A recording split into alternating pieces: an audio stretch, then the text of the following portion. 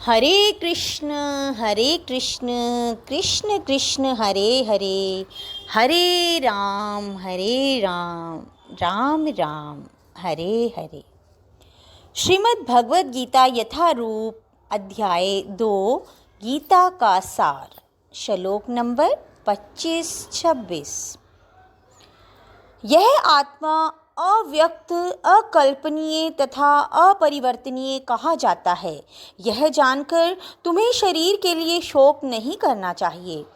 तात्पर्य है, जैसा कि पहले कहा जा चुका है, आत्मा इतना सूक्ष्म है कि इसे सर्वाधिक शक्तिशाली सूक्ष्मदर्शी यंत्र से भी नहीं देखा जा सकता।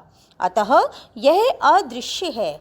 जहाँ तक आत्मा के अस्तित्व का संबंध है, श्रुति के प्रमाण के अतिरिक्त अन्य किसी प्रयोग द्वारा इसके अस्तित्व को सिद्ध नहीं किया जा सकता। हमें इस सत्य को स्वीकार करना पड़ता है, क्योंकि अनुभव गम्य सत्य होते हुए भी आत्मा के अस्तित्व को समझने के लिए कोई अन्य साधन नहीं है। हमें अनेक बातें केवल उच्च प्रमाणों के आधार पर माननी पड़ती हैं। कोई भी अपनी माता के आधार पर अपने पिता के अस्तित्व को अस्वीकार नहीं कर सकता। पिता के स्वरूप को जानने का साधन या एकमात्र प्रमाण माता है। इसी प्रकार वेदाध्ययन के अतिरिक्त आत्मा को समझने का अन्य उपाय नहीं है।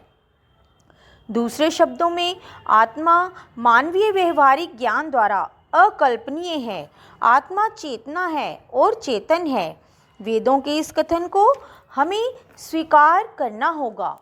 आत्मा में शरीर जैसे परिवर्तन नहीं होते। मूलतः अविकारी रहते हुए आत्मा अनंत परमात्मा की तुलना में अणु रूप है। परमात्मा अनंत है और अणु आत्मा अति सूक्ष्म है।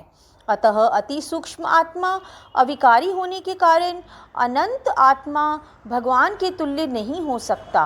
यही भाव वेदों में भिन्न भिन्न प्रकार से आत्मा के स्थायित्व की पुष्टि करने के लिए दोहराया गया है। किसी बात का दोहराना उस तथ्य को बिना किसी त्रुटि के समझने के लिए आवश्यक है। किंतु यदि तुम यह सोचते हो कि आत्मा सदा जन्म लेता है तथा सदा मरता है, तो भी हे महाबाहु, तुम्हारे शोक करने का कोई कारण नहीं है। तात्पर्य है, सदा से दार्शनिकों का एक ऐसा वर्ग चला आ रहा है जो बौद्धों के ही समान यह नहीं मानता कि शरीर के परे भी आत्मा का स्वतंत्र अस्तित्व है। ऐसा प्रतीत होता है कि जब भगवान कृष्ण ने भगवद गीता का उपदेश दिया तो ऐसे दार्शनिक विद्यमान थे और लोकायतिक तथा विभाषिक नाम से जाने जाते थे। ऐसे दार्शनिकों का मत है कि जीवन के लक्षण भौतिक संयोग की एक परिपक्व अवस्था में ही घटित होते हैं। आधुनिक भौतिक विज्ञानों तथा भौतिकवादी दार्शनिक भी ऐसा ही सोचते हैं। उनके अनुसार शरीर भौतिक तत्वों का संयोग है और एक अवस्था ऐसी आती है जब भौतिक तथा रासायनिक तत्वों के संयोग से जीवन के लक्षण विकसित हो उठते हैं। नेतृत्व विज्ञान इसी दर्शन पर आधारित है। संप्रति अनेक छद्म धर्म जिनका अमेरिका में प्रचार हो रहा है, इसी दर्शन का पालन करते हैं और साथ ही शून्यवादी अभक्त बौद्धों का अनुसरण करते हैं। यदि अर्जुन को आत्मा के अस्तित्व में विश्वास नहीं था, जैसा कि वैभाषिक दर्शन में होता है, तो भी उसके शोक करने का कोई कारण न था। कोई भी मानव थोड़े से रसायनों की क्षति के लिए शोक नहीं करता तथा अपना कर्तव्य पालन नहीं त्याग देता है। दूसरी ओर आधुनिक विज्ञान तथा वैज्ञानिक युद्ध में शत्रु पर विजय प्राप्त करने के लिए न जाने कितने टन रसायन फूंक देते हैं।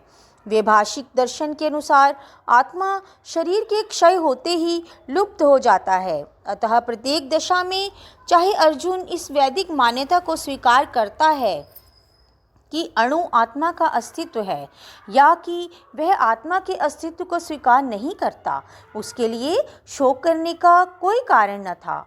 इस सिद्धांत के अनुसार चूंकि पदार्थ से प्रत्येक क्षण असंख्य जीव उत्पन्न होते हैं और नष्ट होते रहते हैं, अतः ऐसी घटनाओं के लिए शोक करने का कोई कारण नहीं है। यदि आत्मा का पुनर्जन्म नहीं होता तो अर्जुन को अपने पितामह तथा गुरु के वध करने के पाप फलों से डरने का कोई कारण न था। किंतु साथ ही कृष्ण ने अर्जुन को व्यंग्यपूर्ण महाबाहु कहकर संबोधित किया, क्योंकि उसे विभाषिक सिद्धांत स्वीकार नहीं था जो वैदिक ज्ञान के प्रतिकूल है।